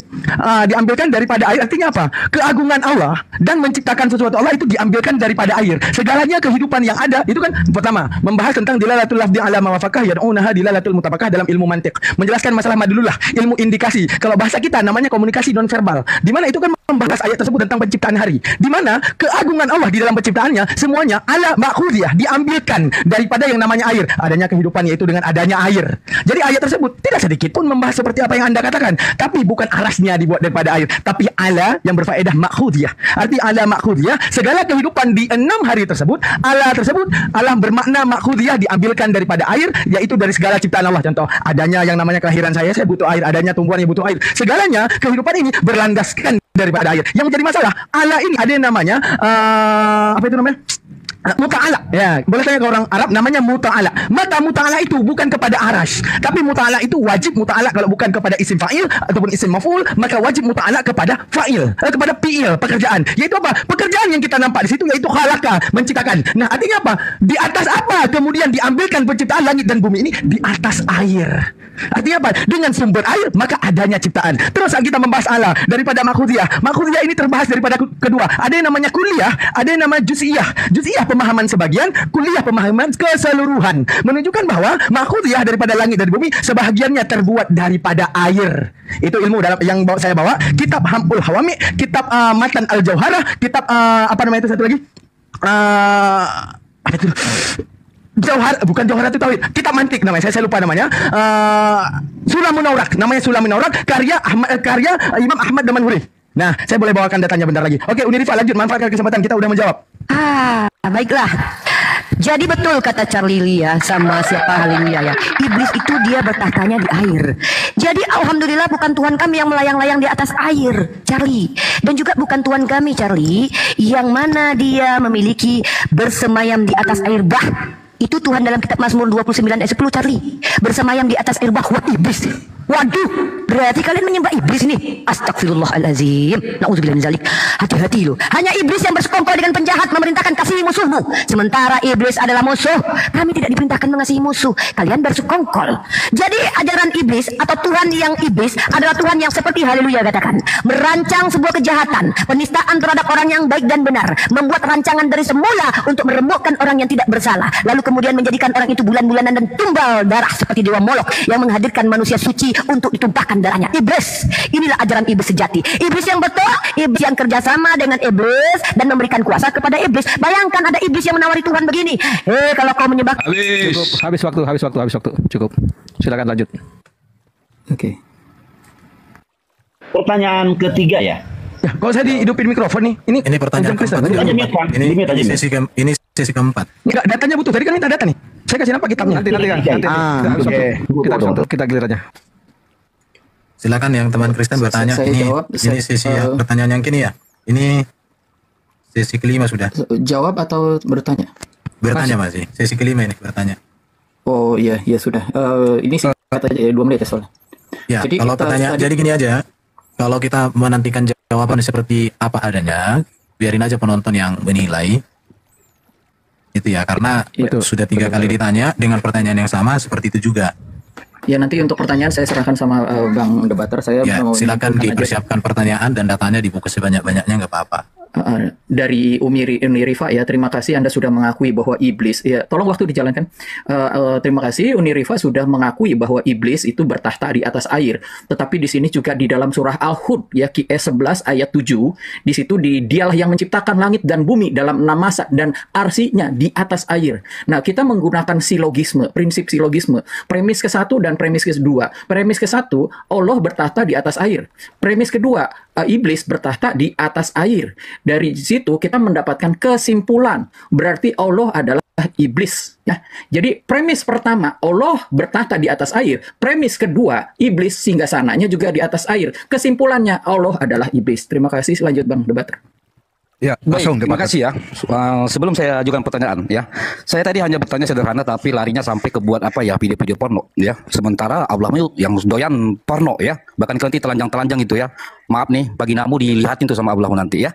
Nah tapi santai aja Ripa, santai saja. Dan saya ulas lagi sekali lagi, terima kasih. Kau sudah mengakui bahwa Allah di arsy dan iblis di arsy, artinya mereka sama-sama. Allah itu pasti iblis itu pasti Allah. Terima kasih atas pernyataan Anda. Oke, kelanjutannya. Menurut Laisa kamitslihi syai'un, tidak ada yang serupa dengan Allah. Kalau begitu, sekarang apakah Ripa dan si Darman ini telah setuju bahwa Allah dan iblis ternyata sama-sama kuasa, sama-sama punya tahta di atas air? Silakan dijawab nanti. Ya, pertanyaan saya sederhana aja. Ya, jangan lari-lari kemana. Kau bilang kalau jadi manusia, Allah juga pernah jadi manusia di surah Maryam ayat 17. Apakah dia akan kita katakan dia punya bokong, punya dubur? Jangan begitu. Saya tidak tunjukkan Allah menjadi manusia nanti. Ya, santai aja. Bahkan di sini kau sekarang terima kasih kau sudah akui Allah sama dengan iblis tanpa kita banyak bicara. Kau sendiri telah menjawab itu. Oke? Mantap. Daman, kasih Uni dulu deh. Tenang aja, Uni kasih waktu. Bentar, jangan. Ini masalah Allah, ini masalah istilah. Lanjut nih. Silakan dijawab. Bila penting dibacakan dulu hadisnya ya. Mungkin kalau teman-teman Muslim bacakan dulu suratnya kayak gimana supaya dikasih tahu. Ini nanti sisain buat Daman Uni ya. Ya biar Bang Daman nanti yang menjawab masalah hadis ini. Uni Ripa, besarkan Pak John. Oke, silakan ditunjukkan datanya ya. Soalnya dari tadi kita hanya mendengar narasi, nggak ada data dibaca gitu ya. Itu yang dipegang data Pak LBN oleh Pak Ya, tapi dibaca dong, ditunjukkan kan bisa. Iya, jadi dibaca bukunya, bukan hanya ditunjukkan bukunya, halaman. Uti Ripa monitor. Anda waktunya bicara Uti Ripa. Silakan Rifa, open mic. Silakan dibuka mic-nya, Uni. Ya, dijawab. Ini kalau udah monitor bilang ya biar Daman dulu ya. Yang tadi itu data. Ilmu tentang bahasa Arab. Aku enggak kalau punya teman yang bahasa Arab tanyakan langsung. Bahwa yang tadi saya kasih nampak. Belum waktumu ini. Belum ya. Oke, lanjut. Ya. Daman, silakan Daman, ambil Daman. Ambil waktu Daman sepuasnya karena Uni ada data yang bikin mereka nanti blendir Daman, tenang. Oke, Bang Daman. Kalau sudah ngomong, Oke, yang dari tadi kita bahas ini hamul awami fil lughatil arabiyah, bukan fil lughatil Al-Qur'an. Tapi ini juga membahas tentang di mana Al-Qur'an turun di Arab ya, dengan konteks bahasa Arab. Di mana yang Allah tadi saya kasih nampak, ini enggak bisa balik kamera, enggak bisa kasih nampak. Ini istilah yang tadi saya bahas, istilah makhudiyah dan segalanya. Di mana istilah ini setiap yang namanya huruf jar punya yang namanya muta'ala bil huruf. Setiap huruf jar al-bawa min wa ila wa fi wa am wal bakasam wal bakasam wal lam wa ruba wa huwa musu wa muzu hatta wa asya wa da wa khala. Sabar Bang Daman. Kita harus menjawab apa yang ditanyakan tadi mengenai itu dihentikan dulu. Di atas air dengan iblis di atas air itu. Ini akan masuk ke situ. Di mana salahnya ya? Oke, silakan lanjut. Oke, saya lanjut. Oke, salahnya dalam mengartikan Sebentar dulu. Atau kita baca dulu. Oke, nggak apa-apa. Kita baca dulu mungkin. Iya, jadi waktu menjawab itu Anda bisa bukakan bukunya. Iya. Gimana? Dibacakan Nggak dulu hanya menunjukkan data bukunya itu, aja. kalau di atas arsy. Tidak, kita nggak perlu. Kenapa sih kalian kok kami menjawab kalian potong-potong mulu sih? Soalnya kalian nggak pernah baca. Masyarakat di bawah yang menilai. Kami menjawab atau kami lari dari pertanyaan. Enggak, mau dibaca begini loh. Begini sebenarnya. Nah, apa sih ini tanda-tanda mau kabur dulu Terima kasih gitu, sabar. Ini tadi saya yang mengarahkan narasumber Muslim agar langsung kepada fokus pertanyaan biar nggak banyak waktu terbuang. Karena dia tadi menitik beratkan di Allah di atas ars, di air dan arsnya di air dan dia mengatakan iblis juga di atas air. Kita fokus di situ dulu. Kita bantah dulu itu. Iya, Silakan, jadi Pak gini. Daman. Sebentar Daman kalau mau menjawab itu tunjukkan buku memang bagus. Tetapi ketika buku itu tunjukkan halamannya berapa, bukunya apa, kemudian dibacakan. Jadi terjawab gitu. Bukan hanya ini buku. Enggak Oke. Bukan data yang dibaca tadi itu kan bukan buku seperti itu kan, tapi ada hadisnya dan ada. Iya, benar. Dia masuk ke situ. Yang menjawab siapa sih? Ini umat Islam kok diatur jawabannya Pak Budak Angon? Iya, biar penonton yang menilai, Pak Eben. Kamu nggak mau ikut kesepakatan, silakan mengundurkan diri gitu. Ganti yang pemain lain. Bukan, tanda-tanda saya mau diusir guys. Bukan, kita punya aturan, bukan diatur oleh peserta. Tapi kita yang punya aturan gitu loh. Host, kita sepakat apapun jawaban biar penonton yang menilai. Kami umat Muslim bisa mengerti apa yang disampaikan sahabat kami Muslim ini. Silakan Daman. Mainkan. Oke, ini kitab Hamul Hawami. Oke, langsung mulai waktunya. Ini kitab Hamul Hawami, masalah logawi bahasa Arab. Kalau saya baca semua, misal kayak gini, ala lil isti'la. Penggunaannya bagi isti'la. Contoh ayatnya apa lagi? Nanti yang tadi saya bahas itu ala bima'na ba ataupun makhuziyah. Artinya apa? Ayat ini ya, lihat nih. Nah, ini. Nah, ini ada yang namanya muta'ala ala. Ini ala ini ada muta'alanya ke fi'il. Tidak boleh ke muta'ala yang lain. Itu dalam bahasa Arab, muta'ala contoh gini. Dan dianya Allah itu yang menciptakan langit dan bumi. Dah, pada 6 hari dan ada arasnya keagungannya Allah Ta'ala. Ini kan maknanya tadi udah ya, makhuziyah. Dari atas apa diciptakan langit dan bumi ini, baliknya ke khalaqa karena ini fi'il. Ini muta'ala namanya, tempat kembalinya huruf jar. Kau nggak boleh buka Google, tulis muta'ala huruf jar. Paham? Artinya yang menjadi masalahnya gini, teman-temanku sekalian, ketika ditanyakan bahwa apa nama aras tersebut, gimana kita mau jawab orang Tuhan tidak bertempat? Kecuali ada tempat, maka ada nama. Sekarang gini, ketika menyamakan bahwa masalah air ada singgasananya iblis, itu juga apa? Ke arah ilmu yang abstrak. Masalah abstrak. Yang masalahnya di Hud yang tadi bukan membahas adanya terjadinya aras Allah di atas air. Bukan itu. Karena adanya muta'ala ala. Muta'ala ala itu kembalinya kepada fi'il. Ada 3 tempat kembali muta'ala. Isim fa'il, isim maf'ul, ada fa'il satu lagi. Fa'il di situ cuma satu-satunya yang ada khalaqa. Maka balik setiap huruf jar kepada muta'ala huruf jar, yaitu khalaqa. Artinya atas landasan apa Tuhan menciptakan langit dan bumi? Atas landasan air. Terus di dalam ilmu mantik ada namanya kulliyat khamsah, ya. Wa kulliyatun khamsatun dunan khas, jinsun wa faslun, aradun wa naun khas. Nah, ada no, ada khas. Nah, no itu menjelaskan kepada substansial yang sifatnya juz'iyah. Artinya apa? Sebagian daripada ciptaan Allah yaitu daripada air. Makanya karena Al-Qur'an kalau turun di di Bogor, maka ilmunya ilmu Bogori namanya. Pakai bahasa Bogor gitu kan, pakai bahasa Indonesia. Ini turunnya masalahnya di Arab. Itu yang jadi masalah besar. Lanjut ini, sambung.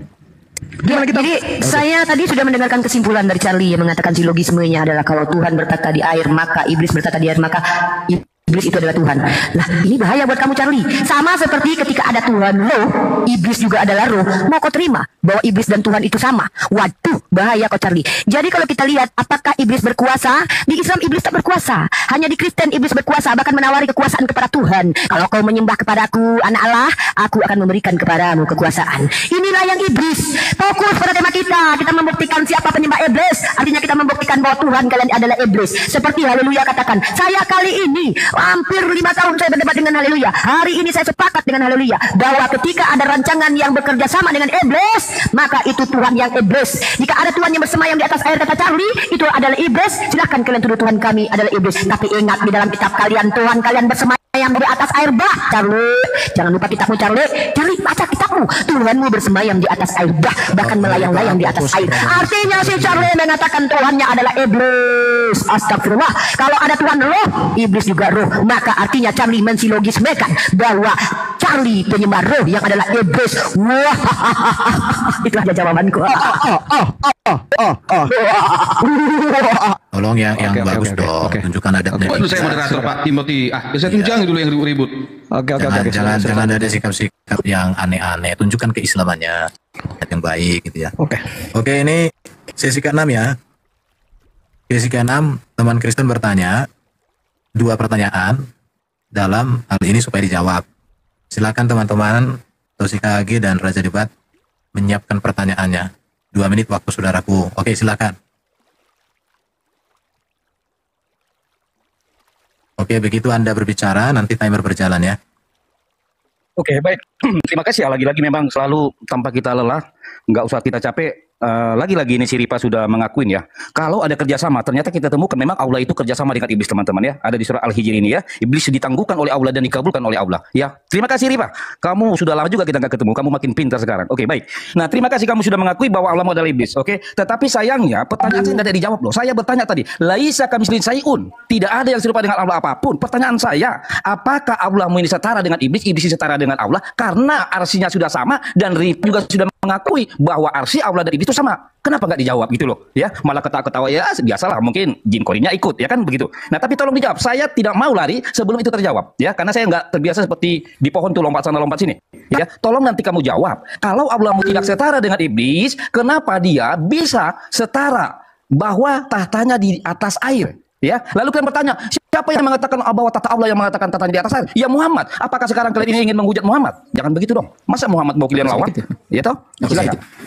Ya, aku mau bertanya satu hal aja. Tadi di awal Uniriva sudah mengatakan bahwa iblis itu dia mengatakan karena engkau telah menyesatkan aku pastikan bahwa aku akan menyesatkan manusia itu ya. Tadi Uniriva bernarasi itu. Yang saya tanyakan, iblis ini disesatkannya seperti apa oleh si Allah ya, oleh Allahmu ya? Disesatkannya bagaimana? Bagaimana iblis disesatkan oleh Allah? Itu aja pertanyaan saya. Ya, silakan. Ditanya, dijawab, lanjut lihat risetnya. Siapa yang menjawab? Zaman dulu? Oke, ya saya dulu. Silakan. Saya dulu. Oke, Daman. Oke, easy banget pertanyaannya. Udah, oke. Falaisa majburan wal ikhtiyara wa laysa kullan yaf'alu ikhtiyara. Bentar lagi. Udah. Oke. Falaisa majburan wal ikhtiyara wa laysa kullan yaf'alu ikhtiyara. Ini nama kitabnya. Nama kitabnya Khamsatun Mutun fil ilmil tauhid. Oke. Nah, di dalam matan Al-Jawhara ada satu matannya. Iskul apa itu? Fakullu man kulli fasyar'an wajaba alaihi ayyarifa maqad wajaba. Nah, apa itu selanjutnya? Falaisa majburan wal ikhtiyara wa laysa kullan yaf'alu ikhtiyara. Kita meninjau daripada Al-Quran. Ma khalaqtul jinna wal insana illa liya'budun. Katakan bahwa ada jin dan manusia. Yang keduanya, kenapa tidak ada malaikat dan segala? Karena keduanya diberikan ujian. Pertama, ketika Allah ya menguji jin, sujudlah pada Adam, dia tidak mau. Sekarang pertanyaan saya, Allah menguji pertama, pilihan kan kata Allah, bukankah kalian ini robot yang kuciptakan ini, tapi kalian punya yang namanya sifat ikhtiar, pilih. Contoh, ketika kita kemudian ingin membunuh, adanya di dalam tendensi akal, mujabah dan salibah. Apa itu? Bunuh, tidak, bunuh, tidak, bunuh, tidak. Kalau kita memilih bunuh, salahkah Tuhan ataupun salahkah kita? Tetap salahnya kita karena kita memilih bunuh. Apa kata Allah dalam An-Naba ayat 39? Faman sya'at takhaza lillahi ma'aba. Jika kemudian orang berkehendak, jika kemudian makhlukku berkehendak, maka kepada Allah dia akan kembali. Sekarang gini, ya, kepada jin. Ketika dia sujudlah kepada Adam, dia tidak mau. Ketika kemudian dia tidak mau, oke? Padahal dengan mudah dia bisa memilih kepada mau untuk sujud kepada Adam karena itu perintah daripada otoritas tertinggi. Tapi karena bebalnya pikiran dia memilih ke arah aku tidak mau. Akhirnya apa kata iblis? Wah, kalau kamu tidak mau iblis, berarti kamu mendurhakaiku. Oke, siap ya Allah. Oke, masuk kamu ke surga. Apa kata iblis? Baik, kalau kayak gitu saya tidak mau. Saya mau menyesatkan anak Adam dulu. Karena apa? Saking dendamnya kepada Adam, menunjukkan bahwa inilah sifat yang dinamakan dengan sifat ikhtiari, sifat pilihan. Contoh, ketika kita kemudian ingin membunuh kan ada bunuh tidak, bunuh tidak, bunuh tidak. Artinya apa? Bahwa yang namanya Allah tidak memberikan kita itu seperti robot. Ya, arti robot bisa gerak sini, bisa gerak ke situ. Enggak, tapi semuanya pilihan. Contoh, sholat ataupun tidak sholat, membunuh ataupun tidak membunuh, begal ataupun tidak membegal. Kata Allah, "Faman syaa'a takhadha lillahi ma'aba." Jikalau kemudian kamu ingin kembali, maka kalian akan memilih untuk kemudian kembali kepadaku. Sama juga yang Anda katakan seperti ini. Apakah Allah menyesatkan iblis? Tidak, tapi iblis yang memilih untuk kemudian menyesatkan dan mengklaim dirinya sesat. Ya, contoh gini. Ketika saya tidak sholat, ya, saya tidak mengerjakan segala sesuatu yang baik. Apakah salah Tuhan? Tidak, karena dengan mudahnya saya tinggal sholat. Tapi saya memilih dengan akal saya untuk tidak sholat. Yang kemudian saya berjalan ke warnet karena tidak sholat, Allah mengkuasakan itu. Sama seperti iblis. Ketika sujudlah kepada Adam, dia tidak mau. Kata Allah, apakah kamu akan mendurhakaiku? Ya. Apa yang dia pilih? Memberikan kesesatan. Apakah Allah mengizinkan? Ya mengizinkan. Sama seperti Daman. Yang kemudian Daman itu memilih ke warnet dan tidak sholat. Apakah Allah mengizinkan dengan kuasanya aku berjalan ke warnet? Ya diizinin. Gitu aja, masuk nih, selesai penjawaban. Iya, betul Daman. Jadi sudah jelas dalam Islam itu segala sesuatu yang bergerak ini atas izin Allah.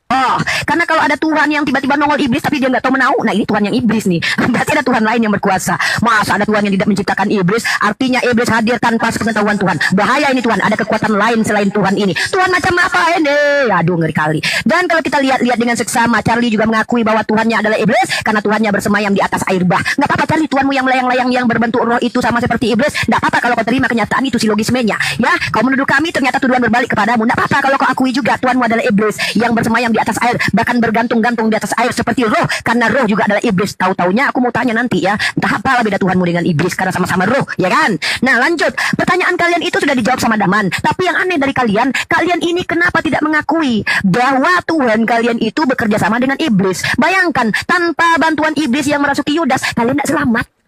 Betul kata Haleluya. Mohon maaf Uniriva, jadi fokus dulu lah menjelaskan akidahnya ya. Oke. Ya baiklah, saya fokus menjelaskan. Kami adalah umat Islam yang tidak menyembah Tuhan seperti makhluk yang memiliki dubur, memiliki bulu bahkan kelamin. Tuhan kami bersemayam itu maksudnya apa? Menguasai segala sesuatunya. Bukan berarti tiba-tiba nongol iblis dia nggak tahu. Lah iblis lu muncul gua nggak tahu. Tuhan macam apa yang tidak menciptakan iblis? Artinya ada kekuatan lain yang memunculkan iblis. Ini ngeri sedap nih. Bahkan Tuhan itu harus berkelahi dengan iblis mengalahkan maut karena memang iblis ternyata berkuasa. Kalau sama-sama berkuasa harus berkelahi melawan iblis. Ini bukan Tuhan. Ini adalah iblis, jangan-jangan kembarannya iblis, adik kakak lagi sama iblis. Ya, kita akan membongkar nanti teman-teman. Siapakah sebenarnya bintang timur atau Lucifer? Nanti teman-teman, nanti sabar ya Muslim, sabar. Habis. Interupsi, Oke, silakan. interupsi, interupsi sebentar. Ini saya mohon untuk Daman ya, kalau dia open cam ya, tidak untuk menggunakan ekspresi-ekspresi yang ini ya, bersifat mengejek. Udah, jangan baper banget. Udah lanjut aja diskusinya, udah panas nih. Baper banget itu doang. Kami nggak sabar mau nanya ini. Baik, Sorry, ini Udah gemeteran mau nanya ini. Udah, bukan. Pertanyaan ke-8. diskusinya biar Ini apa ini ya? Bukan, ketujuh. kondusif aja ya. Oh ya, ketujuh ini. Dua terakhir. Jadi ini tinggal ini, habis ini satu kali lagi. Silakan Iya, Bro. ya. Oke. Kesempatan Yang bagi bertanya silakan Bro siapa? besar Bro yang saya. Sikagi atau Raja Debat, monggo siapkan pertanyaannya. Bang Raja Debat. Coba dibesarkan. Ya, jadi lagi-lagi teman-teman saya harus jujur. Apa yang saya tanya dia tidak jawab. Justru yang disalahkan iblis, ya. Tetapi anehnya ini si Gol ini berantem juga sama si Ripa. Si Ripa bilang segala sesuatu atas izin Allah. Si Gol bilang mengatakan ada hak memilih. Ini ada apa dengan Islam ini? Jadi yang mana nanti mau kita ambil ini? Ya, bahkan ketika kamu mengatakan bahwa iblis tidak mau sujud, ya iya orang iblis itu tauhid. Ini ada di surah An-Nahl 49. Karena Allahmu yang mengatakan nggak boleh sujud sama siapapun selain kepada Allah. Kok kamu salahin iblis? Salahin Allahmu dong. Jujur dong, jujur, belajar jujur ya. Jangan kau hantam-hantam Al-Quran itulah. Ya, pertanyaan saya tidak kamu jawab, larinya kemana-mana. Saya sudah mengatakan tadi, 15 ilmu tentang memahami Al-Quran dan hadis itu adalah para ulamamu. Makanya melahirkan terjemahan dari original teks. Kok kamu mendadak lebih hebat daripada ulamamu? Di sini bukan bicara tentang koreksi teks, kawan. Ya Gol ya, kau harus pinter dong. Itu kalimat, ingat ya, kau di sini berbohong. Kenapa saya katakan kamu berbohong? Hanya kalimat-kalimat mutasabihat lah yang butuh ditafsir itu. Kalau kalian mampu. Ini kan ayat-ayat apa? Ayat-ayat jelas loh. Ayat-ayat Muhammad ini. Jadi jangan berdongeng terus lah kawan. Ya, kamu sosok ahli padahal kamu bertakian sini. Ya, pertanyaan saya tolong jawab. Ya, apakah Laisa min syai'in itu telah gugur karena Allah dan iblismu sama-sama punya tahta? Kenapa kalian nggak berani jawab? Kok lari kemana-mana? Ya, perasaan hebat padahal kalian saling bertabrakan. Si Ripa bilang semua yang terjadi atas kehendak izin Allah. Datang si Gol mengatakan kita bisa memilih. Astagfirullahaladzim. Wala watala wala wala. Gimana ini? Tolong dijawab ya. Detik ini nggak terjawab. Cuma modal congor saja. Aku kira sini pun makin pinter. Rupanya makin kesurupan. Santai relax bro. Ya, santai. Jangan dong. Jangan terpancing. Santai aja dulu. Oke. Pertanyaan saya itu tolong jawab. Ya. Apakah Laisa min syai'in itu telah gugur karena tahta iblis, tahta Allahmu sama. Namanya di arsy, di atas air. Habis waktunya. Oke, izin dulu sebelum Muslim bicara, izin dulu saya moderator Muslim memberikan sedikit arahan ya. Silakan Bang Daman dibesarkan layarnya. Tolong kita langsung fokus ditanya itu, apakah Laisa Kamis itu sudah gugur? Langsung dijawab aja tidak gugur. Silakan Bang Daman. Iya, Laisa Kamis gugur langsung. Oke, putar waktunya. Gini bro, gimana saya mengkonfirmasi Tuhan yang tidak bertempat? Karena makam daripada ulama mengatakan istiwa ala nas adalah di arah metode tafwid. Wa nazihi Qur'ana ay kalamah. Apa wa kullu nasin auhama tasbiha awilhu aw fawid warung tanzia. Itu metodenya. Terangkan kata-kata yang bisa dimengerti bos. Jangan wah. Dengan bahasa Indonesia aja terangkan. Artinya apa? Jika pemahaman di dalam kepalamu ke arah penyerupaan Tuhan dengan makhluknya, ingatlah ada dalil laisa kamitslihi syai'un. Maka metodenya dua, takwil dan tafwid. Saya tanya, ayat yang tadi, yang semua yang Anda bawakan, maksudnya bukan arah Tuhan bertempat. Bagaimana saya mengkonfirmasi bahwa Tuhan itu duduk, berbokong, berpantat? Karena memang tidak berbokong, tidak berpantat, tapi lebih hebat Tuhan itu tidak menguasai ruang. Artinya apa? Ruang, tidak ada ruang yang menguasai dia. Tidak ada dimensi yang berhasil menguasai dia. Tidak ada waktu dan bentuk yang berhasil menguasai dia. Kenapa? Dia sama hebatnya. Dia hero of the king of power. Dia, bukan orang lain. Jadi kalau kemudian ada yang namanya misalnya biawak dalam tempatnya, dalam waktunya, dia lemah. Yang namanya Tuhan, tidak ada ilah pada Tuhan. Artinya apa? Tidak ada pengkarenaan pada Tuhan. Oke, kalau kita emang butuh bokong, kita butuh tata letak. Namanya makhluk mau tai mau apapun itu butuh tata letak. Arsi. Oke, yang namanya gini. Ya, berhenti waktu gua kalau gitu. Kau gimana sih kau ngatur-ngatur? Apaan kayak gini? Bicara timer tidak boleh bicara. Yang boleh bicara tadi ngeganggu aja. Adabnya Kristen ini. Bro, kalau panas masuk kulkas.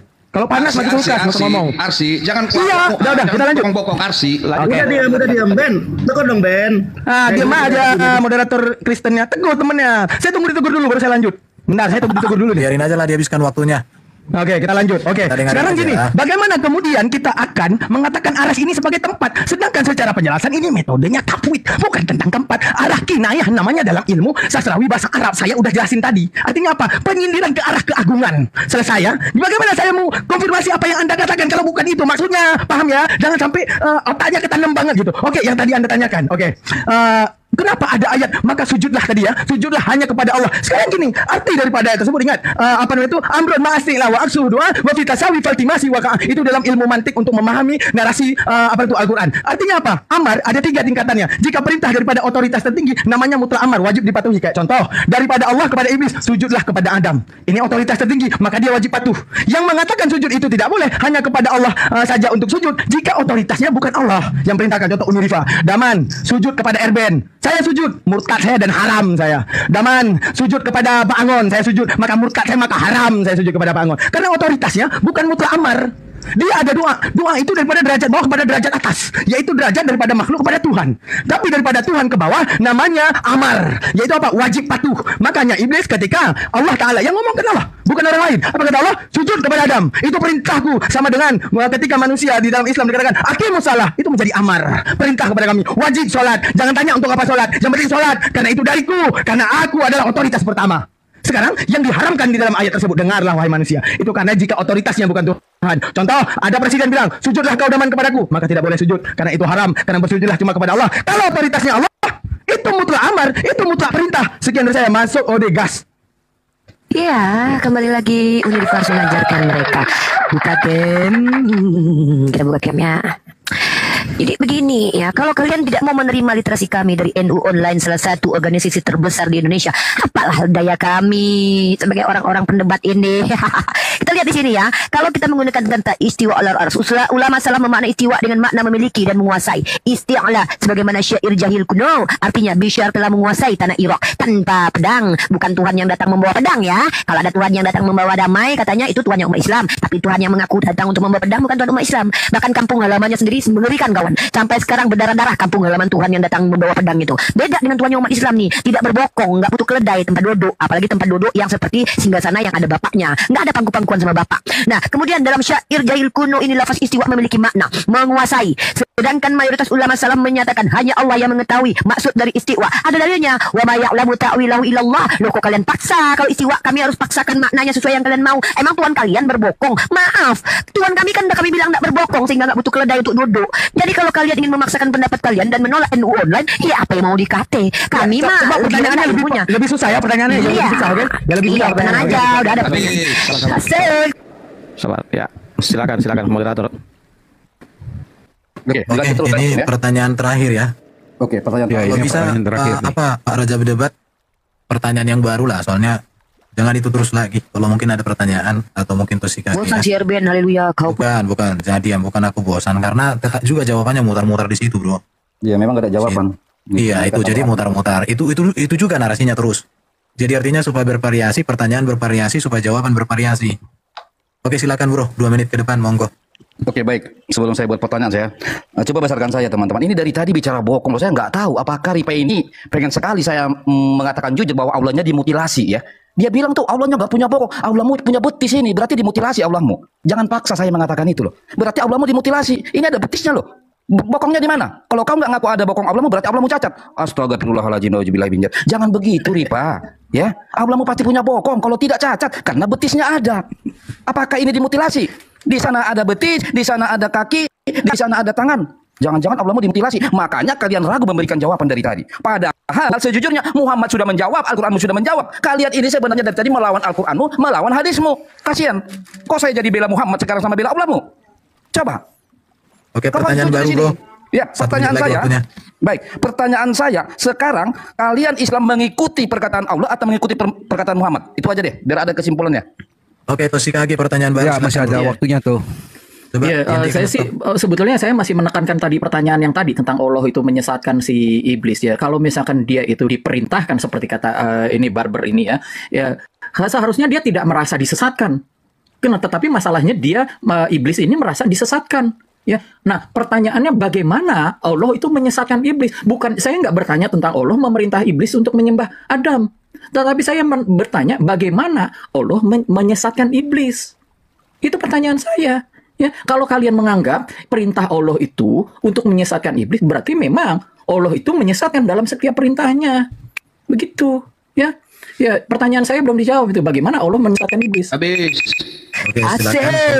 Ini Asik banget. Musiknya kasih. Besarin. Iya, tolong iya di tolong ini. ya, yang tertib ya. Sama Yang saudara tertib. Filter. Enggak, pertanyaan. Sebentar, yang tertib. Jadi kamu bisa kan tertibkan. Kita kan manusia, kecuali kalau nggak manusia baru boleh. Mereka semangat Ben, tidak berlebihan itu. Nggak begitu. Semangat itu bagus. Saya kan lagi semangat ngomong. mereka. Oke. Ya, oke, apa lanjut aja. Udah lah, jangan terlalu Jadi, ini lah. silakan teman-teman muslim menjawab atau menerangkan apapun sesuai dengan yang kalian tahu 5 menit ke depannya.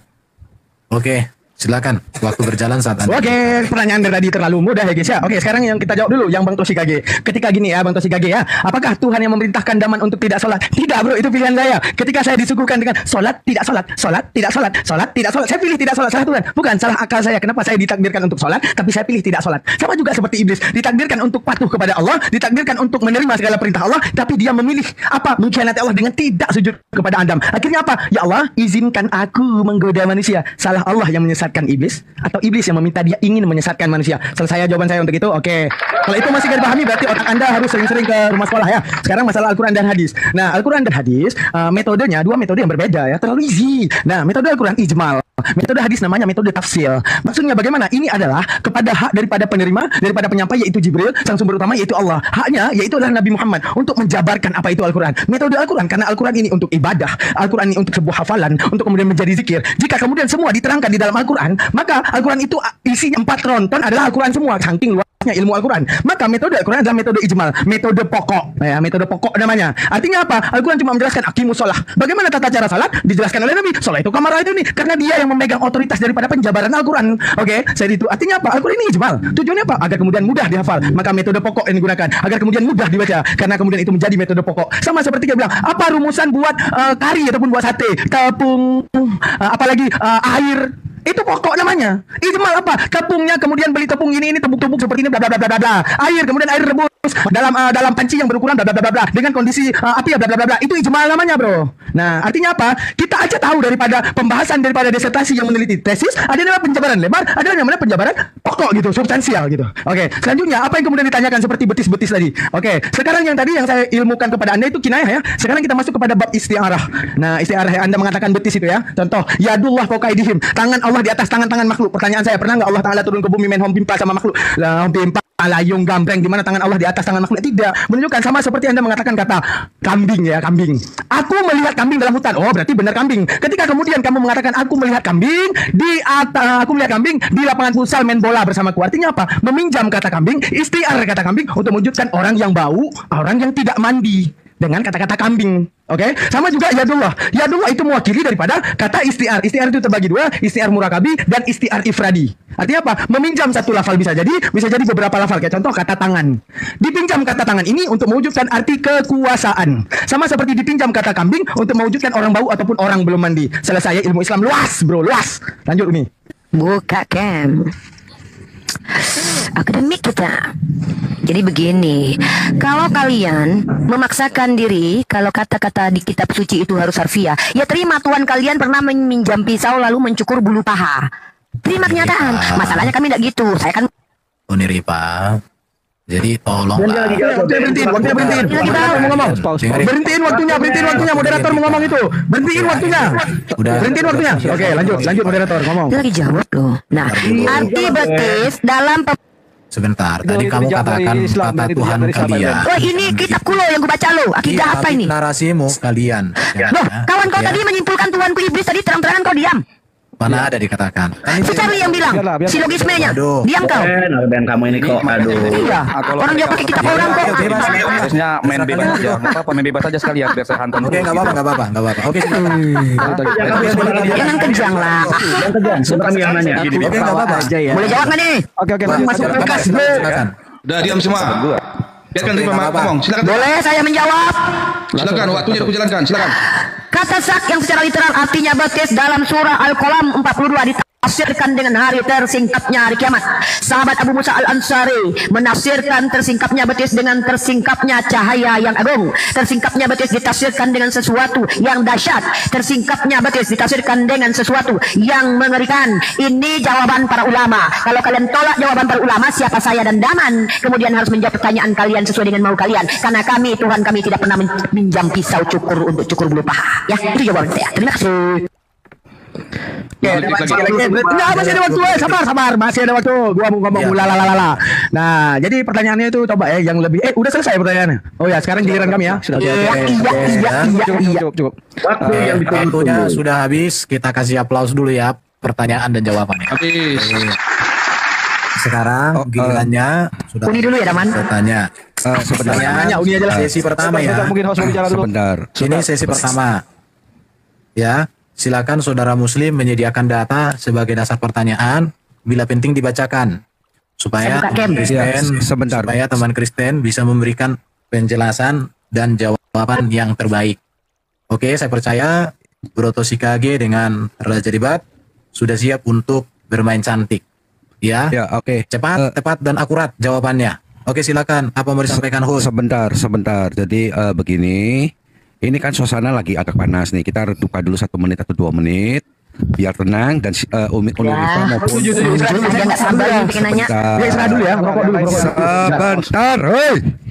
Iya, bentar dulu. Tertib coba. Jadi ini biar tenang, beri waktu 1 menit atau 2 menit untuk rest. Nah, sambil menunggu itu si Uni Rifa sama si siapa ini? God Dabar siapkan pertanyaannya berdasarkan dalil. Kalau misalkan dibutuhkan minta di pause waktunya, jadi tampilkan datanya gitu loh. Tapi kalau enggak ya enggak masalah. Kalau data dibaca boleh kok di pause ya. Jadi ya itu 2 menit ya, dijalankan. Silakan. Siapa itu? Iya. Silakan. Uni Rifa sudah siap sama Amar. Aku ready. Silakan. Oke. Baik. Ini besarkan saya. Sebentar dulu 1 menit 2 menit biar tenang gitu. Erben suruh lanjut tadi. Langsung aja. Aku ke toilet dulu sebentar. Oh, kita lihat dulu katanya Tosik lagi ya. Sebentar kalau begitu nih. Mau minum dulu. Oh ya, mau minum dulu katanya. Sabar, saya jangan di mute dulu dong. Saya kan moderator juga, jangan di mute terus. Saya wajib boleh dong menyampaikan. Kalau masih inline, gak usah bro, tenang aja. Iya. Jangan sampai terkencing-kencing. Tenang aja, tenang. Siapa yang mau minum? Memang harus kencing. Kalau nggak kencing nanti yang penting jangan kencing. Iya. Jongkok. Silakan. Ya, tenang kencing ya. 5 menit untuk tutup. Silakan dulu kalau mau Oke, minum dulu. Mau iklan dulu, ini jangan di mute terus dong. Aduh, gimana sih ini? Iya, yang mau minum silakan minum. Yang mau tidur jangan. Ini lagi hot. Oke, Toshikage. Iya, tenanglah. Ini pertanyaannya kan ada datanya. Host, tolong jangan saya di mute terus, host. Aduh, si Erben tidak pernah di mute dia. Saya mau ngomong jangan bisa. Siapa yang mute? Moderator tolonglah dibantu jangan di mute. Iya, jangan di mute. Baik, saya ngimbau teman-teman di bawah ya, teman-teman. Iya. Boleh saya ngimbau di bawah sambil nunggu ya. Teman-teman di bawah, ya saya terima kasih antum udah kondusif, muslimin, muslimat, antum kondusif. Insya Allah apapun pemaparan dari sahabat kita Uti Rifa dan Kang Daman itu semua mampu kita tangkap. Ya, karena ini bukan momen bagi mereka untuk menjelaskan tentang ABC cara baca Quran. Ya, ini yang saya suka dengan Kang Daman dan Uti Rifa. Jadi teman-teman Kristen mohon maaf, ini mereka sedang menjelaskan. Walaupun kitabnya mungkin tidak dibacakan atau ada bahasa-bahasa Arab, bagi kami insya Allah sedikit mengerti tentang itu. Sedikit mengerti, tidak seluruhnya. Tetapi insya Allah muslim sekali lagi. Yang akan menilai mereka menjawab benar atau tidak adalah para ulama kami. Insya Allah di bawah akan ada sahabat-sahabat ulama kami yang kemudian akan menilai betapa jawaban yang diberikan oleh Kang Daman sesuai dengan kaidah-kaidah yang semestinya ada dalam keislaman.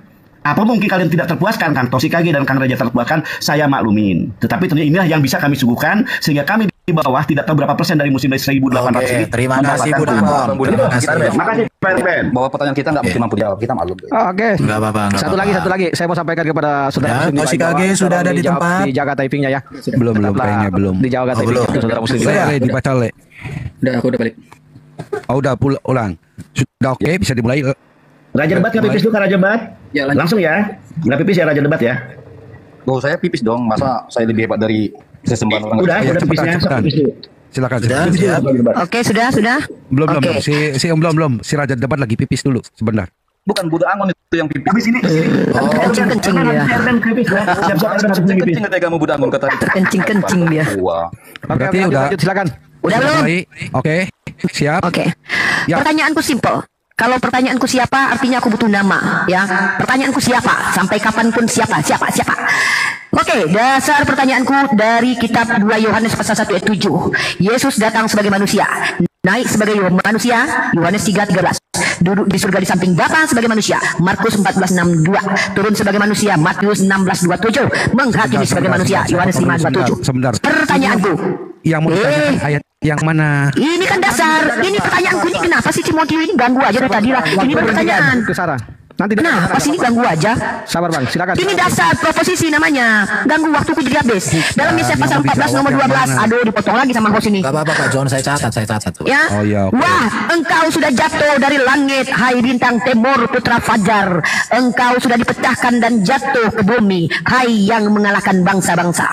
Sehingga tahu ini siapa? Siapakah bintang fajar yang dimaksud, dan ternyata juga ditemukan dalam kitab Wahyu yang dia mengaku, aku Yesus telah mengutus malaikatku untuk memberi kesaksian tentang semuanya ini kepadamu bagi jemaat-jemaat. Aku adalah tunas Daud, keturunan Daud, bintang timur yang gilang gemilang.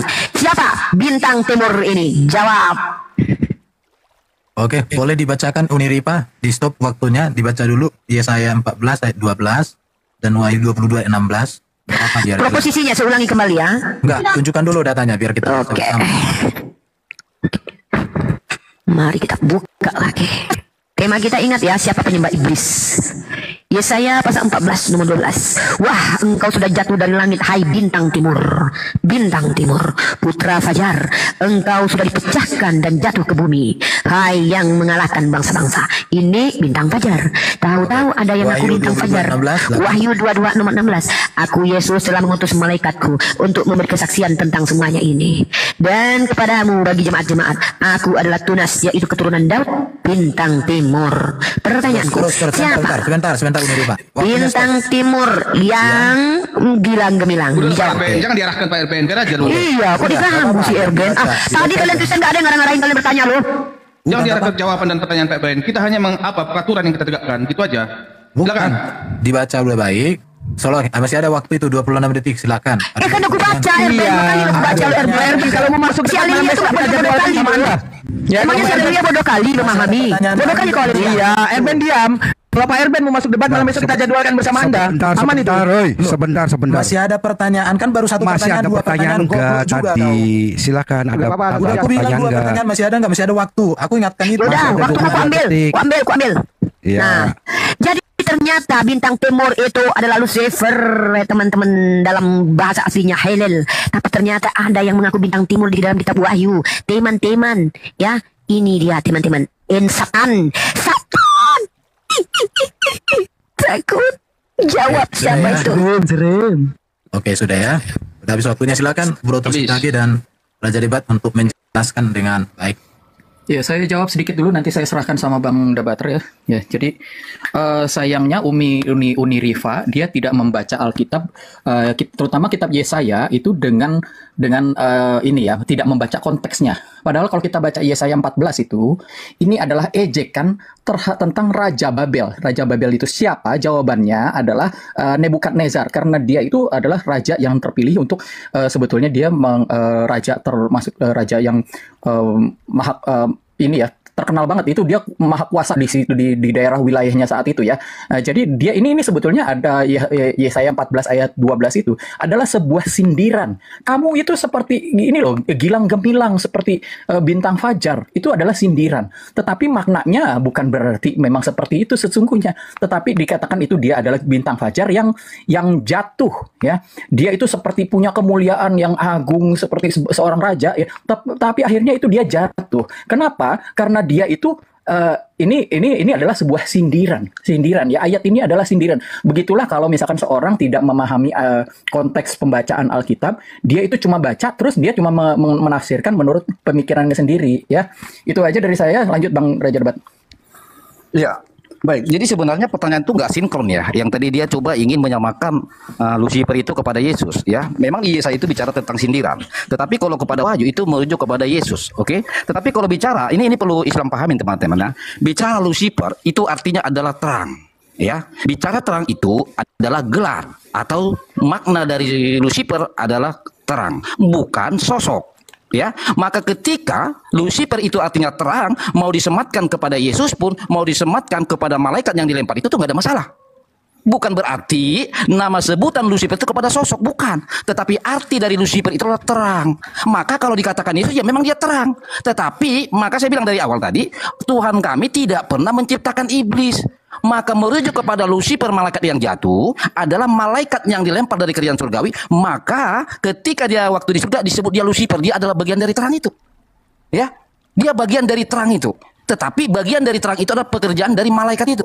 Bukan berarti Lucifer itu iblis, atau berarti kalau udah iblis itu Lucifer, lalu ketika Yesus ada kata terang buat dia, lalu dia iblis. Bukan. Makanya pintar dikit dong, ya. Jadi nggak akan masuk, ya. Di sini saya coba ingin mencari remis Anda, saya paham itu, tapi nggak akan ketemu. Karena apa? Kalaupun di dalam Kejadian yang kami rujuk tadi kepada tentang arsimu itu, ya, bahwa Tuhan kami roh melayang-layang di atas air, tetapi tidak ada diterapkan bahwa iblis melayang-layang di atas air. Jadi nggak bisa Anda cari remis, ya. Cuma satu kata, kasihan dulu, gitu loh. Betul, saya rasa itu aja, itu kami pertanyaan tidak sederhana mengakui. dan tidak ada poinnya gitu loh. Oke, gunakan waktu, masih ada 1:45. Ya, kita tidak, ya di dalam kekristenan kita tidak mengakui bahwa iblis itu bertahta di atas air. Nggak ada. Kalau memang di dalam Mazmur 29 ayat 10, Raja Daud bersyair bahwa Allah itu bertahta di atas air bah.